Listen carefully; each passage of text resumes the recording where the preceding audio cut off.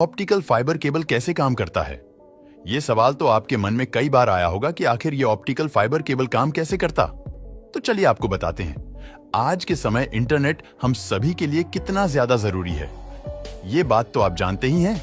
और इसी इंटरनेट को एक देश से दूसरे देश तक पहुंचाने के लिए ऑप्टिकल फाइबर केबल की मदद ली जाती है। आज के समय ये केवल समुद्र में हजारों किलोमीटर तक फैले हुए हैं।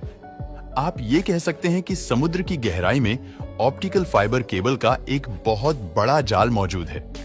लेकिन ऑप्टिकल फाइबर केबल की क्यों? ऐसा इसलिए क्योंकि ऑप्टिकल फाइबर केबल वो कर सकते हैं जो एक नॉर्मल केबल नहीं कर सकता। एक ऑप्टिकल फाइबर केबल में इंसानों के बाल जितनी मोटाई का एक ग्लास फायर होता है, लेकिन ये एक पतला सा ग्लास फायर 24,000 टेलीफोन कॉल्स को हैंडल कर सकता है। वही 178 टेराबाइट पर सेकंड की स्पीड से डेटा ट्रांसफर कर सकता है। यानी कि एक छोटा सा बाल जितना ये ग्लास वायर 100 मिलियन यूजर्स को बड़ी आसानी से फास्ट इंटरनेट प्रोवाइड कर सकता है। लेकिन आखिर ये काम कैसे करता है? तो उसके बारे में जानने से पहले आप ये समझ लीजिए इसमें क्या क्या चीजें होती है। एक ऑप्टिकल फाइबर केबल में 5 तरह के पार्ट्स होते हैं, जिसमें पहला है कोर, दूसरा तीसरा कोटिंग, चौथा स्ट्रेंथ और पांचवा outer jacket. Optical fibre cable का कोर वही पतला सा ग्लास वायर होता है जिसमें डेटा ट्रांसफर होता है, जिसके माध्यम से डेटा ट्रांसफर होता है। ये ग्लास वायर सिलिका से बना होता है। इसके बाद इसके ऊपर लेयर में होती है जो बेहद मजबूत प्लास्टिक से बनी होती है। उसके बाद बारी आती है कोटिंग की, जो इसे और भी ज्यादा मजबूत बनाती है। और इस केबल की आखिरी लेयर होती है आउट लेयर, जो इतनी ज्यादा स्ट्रांग होती है कि ये समुद्र की गहराई में भी इस केबल को पूरी तरह से सुरक्षित रखती है। अब सवाल ये उठता है कि आखिर ये ऑप्टिकल फाइबर केबल काम कैसे करता है?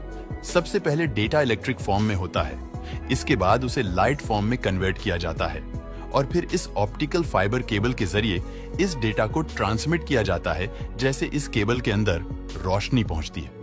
बिल्कुल इसी तरीके से रोशनी लगातार केबल के अंदरूनी दीवारों पर टकराते रहती है और उस पूरे प्रोसेसर को इंटरनल रिफ्लेक्शन कहा जाता है। आखिर इस केबल में रोशनी क्यों भेजी जाती है? ऐसा इसीलिए दोस्तों, ये रोशनी की रफ्तार सबसे तेज होती है। रोशनी 3 लाख किलोमीटर प्रति सेकंड के हिसाब से ट्रैवल करती है और एक फास्ट इंटरनेट स्पीड के लिए रफ्तार बेहद ज्यादा जरूरी है। लेकिन इस केबल की सबसे बदखामी ये है कि हर 100 किलोमीटर के बाद डेटा ट्रांसफर की स्पीड बहुत ज्यादा स्लो कर देता है।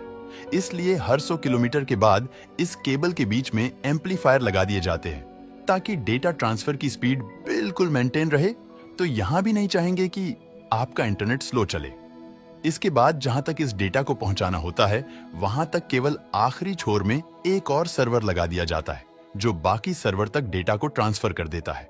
ये पूरी तरह से बाइनरी सिस्टम पर काम करता है। दोस्तों, वीडियो पसंद आता है तो लाइक और शेयर करें।